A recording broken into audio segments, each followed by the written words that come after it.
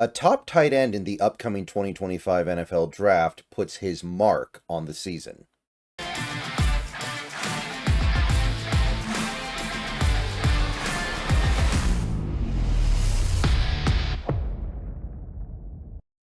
What's up, everybody? Good morning. Hope you guys are doing well. We have made it to Wednesday, which means in several hours we're going to have an updated injury report from the Seahawks and I would imagine also from the Falcons. So we're going to know a lot more after the information we get later today. So get excited, get interested, whatever mental state you want to be in with these Seahawks right now, get into it because the doldrums of the mini bye week are just about over. We're now back into the regular swing of things. So before we get there, we will be taking a look at some top college prospects from last week of college football.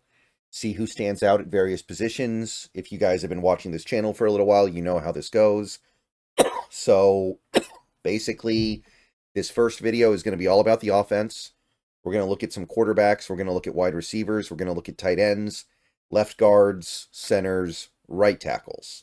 So that would be the group of positions that I expect the Seahawks to be interested in come the 2025 draft. So let's go ahead and start with the quarterbacks. And yeah, I got to be honest. I continue to believe what I have believed for a little while now, which is this quarterback class is pretty bad. I don't really like what I see here. I mean, the first guy I have listed here is someone who I don't really think is an NFL quarterback. I put him here because he did play very well. And I know that there's some room for a guy like this, but we are talking late day 3 on Dillon Gabriel. And I had some Ducks fans asking me, like, well, what do you think about Dillon Gabriel? What do you think about Dillon Gabriel? And I got to give credit where credit's due. He played a great game against a great Ohio State defense. There's something to be said for that. 23-24 for 341 yards, 2 touchdowns, ran for a touchdown and 32 yards. Led a game-winning field goal drive in the fourth quarter, not leaving enough time for Ohio State to answer. Although, you know, they were within 2 seconds of being able to, theoretically. 87.6 PFF grade. He played a great game. I just don't see an NFL caliber skill set there. Maybe he'll make a roster. Maybe he'll be a backup, but I don't think that's a guy you ever want to be your quarterback of the future. I just don't see it. And we also, I mean, I kind of feel the same way about this next guy. Not that extreme, of course, but Carson Beck, I have to give him credit for playing a really good game. But at the same time, I have to be like, is this really the guy that I want? So 36 of 48 for 459 yards. You're going to get some credit for me when you do that. 3 touchdowns, 2 interceptions, 1 rush for 8 yards, 91.4. Okay. He killed it, but I still don't see I don't see the skill set that is supposed to make me want to spend a top 10 pick on this guy or a first round pick at all. I don't even know if I'd spend a second round pick. To me, he could be good in the NFL if things fall perfectly for him. But why am I spending a top pick on a guy in that context? If I'm spending a top 10 pick on somebody, he better be able to make the situation perfect when it's not. Cade Klubnik, a little more interesting to me, admittedly, right? Like Cade Klubnik, intriguing, I would say. Kind of been up and down so far this year, but he played really well this week for Clemson. 31 of 41, 309 yards, 3 touchdowns, 7 carries, 30 yards, 76.4. And Klubnik was somebody who was getting a lot of hype last year, and it's really fallen off this year, but worth keeping an eye on. I know he doesn't have elite prototypical skills that you want from a quarterback, but honestly, I might like him more than Beck. Like, I might see it a little bit more with him than with Beck. Riley Leonard finally makes this list. He finally had a really good game for Notre Dame. Feels like some games they use him as like almost a wildcat quarterback. They just don't have him throw the ball that much, and he mostly does running. In this game, he actually did a lot of throwing. So 16 and 22, 229 yards, 3 touchdowns, 31 rushing yards and a rushing touchdown, 84.4. He doesn't have the prototype skills that I'm looking for, but you could talk me into it in day 2 maybe. And games like this are going to help because straight up, Riley Leonard wasn't really doing all that well in previous games. A lot of the games where he played well were games where he just ran the ball for like 150 yards, and I don't think that's going to translate to the NFL. Maybe it could in like a Daniel Jones way, but I need to see more from the arm. And final guy, Shedeur Sanders. I mean, let's be real here. It wasn't a great week for quarterback play. So when Shedeur throws for almost 400 yards and 3 touchdowns, he's going to make the list by default. Even though he came up short, could not win the game at the end, threw an interception, and he takes a billion sacks like he does pretty much every game. And even though I don't really have any interest in him, 34-40 is going to get you a shout out. 79.1 PFF is going to get you a shout out too, because even though he shouldn't have said anything, that Colorado offensive line is certainly hanging him out to dry in ways that a offensive line should not be doing. Okay, now we move on to wide receivers here. Again, some usual suspects here. I think everybody here has been shouted out in this segment at least once this year. Egbuka for Ohio State. Mostly here just for the 10 for 10. You don't see this that often. 10 catches on 10 targets. And it's not like his quarterback is C.J. Stroud. It's not like his quarterback is even Justin Fields. It's Will Howard. So 10 for 10 with that quarterback, pretty notable. 93 yards and a touchdown, 2 carries for 20 yards as well. Good PFF grade, 74.5. Grinding out there. Going to be a first-round pick for sure. Evan Stewart, the Oregon guy. We usually talk about Tez Johnson in this space, but Evan Stewart stood out for Oregon this week. 7 catches, 8 targets, 149 yards, and 1 touchdown. So big play threat, 82 PFF. Trey Harris of Ole Miss. Ole Miss didn't produce offensively the way they're used to, but Trey Harris, 7 catches, 102 yards on 10 targets, 1 touchdown. He did drop a pass, 71.7. Still putting up monster numbers this year, good player. Tyron Lacey plays a really weird game. I almost put it here just because of how weird it was, more so than how productive it was. 5 catches, 111 yards, and 1 touchdown. I mean, that's going to feed families, but 13 targets, and he didn't have any drops. So that says something not very flattering about Nussmeier, probably. But how do you get targeted 13 times and only have 5 catches without dropping a pass? That's pretty wild. 67.9. Ooh. Final guy, this is a late round sleeper, but I've really grown to like this guy, Jaden Higgins of Iowa State. 6 catches, 7 targets, 102 yards. First game this year where he didn't catch a touchdown, by the way. He usually gets in the end zone. 76.1. Great stuff from him. Liking him as a, I don't know, maybe he'll creep up into like the 5th round or something. Right now, it doesn't look like he's even there. All right, now let's do tight end here. And there was one tight end that really stole the show this week. We'll get to him in a second. We'll get through a couple of the less impressive guys first. Although, I don't want to take anything away from Gunnar Helm of Texas. He's making a surge here. He started to have some good games in a very crowded offense on probably the best team in the country. 5 catches for 91 yards and a touchdown on 6 targets. 83 PFF grade. It's not easy to put up big numbers in that Texas offense because they do have a lot of talent at receiver, and they're a dominant team that is always leading.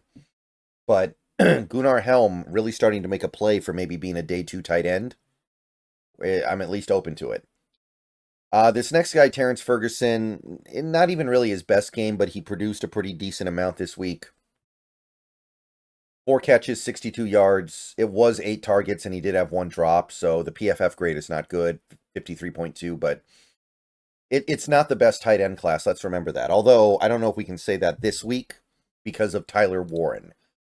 Tyler Warren alone was propping up the rest of the group, and the Penn State tight end, we've talked about him before, single-handedly beat USC, because Drew Allard did not play very well, and Penn State's defense had problems, and Tyler Warren put the team on his back. 17 catches, 224 yards and a touchdown, 20 targets, so very efficient. By the way, he also had 1 carry, 1 rush for 4 yards. By the way, he had a pass for 9 yards. So to say that he single-handedly beat USC is I mean, it's me having a little bit of fun with wordplay, but there's some truth to it. 89.6 grading. Jake Bringenstool of Clemson, 7 catches, 104 yards and a touchdown, 10 targets, 84.2. Good game. Standout game from him. He's still a late round guy, but he could creep up. And Orande Gadsden of Syracuse. Haven't talked about him in a while. I remember talking about him last year. He had probably his best game of the year. 6 catches, 74 yards, 7 targets, 77.3.